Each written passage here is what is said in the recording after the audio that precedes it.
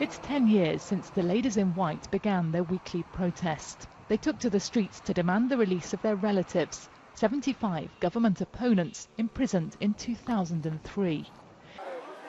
In communist Cuba, this was a rare act of defiance. All demonstrations, all organised opposition are banned here. So the women were often met by angry pro-government mobs.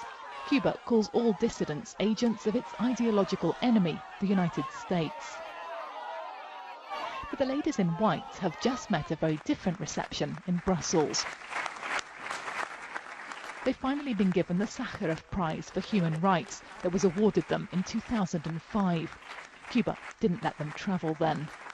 The European Parliament called the prize recognition of their courage and determination. All 75 dissidents were eventually freed, though their convictions have never been overturned. That's why the ladies in white are still marching, and for several dozen other Cubans who are still behind bars because of their politics.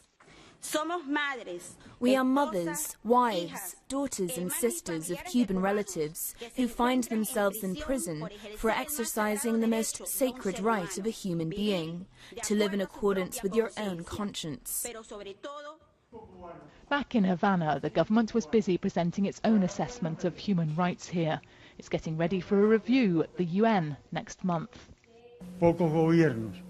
The Vice Minister said few have done as much for human rights as Cuba since the revolution.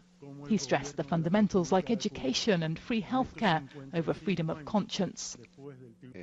The fact the ladies in white were able to travel to Brussels at all is one sign that some things in Cuba are easing.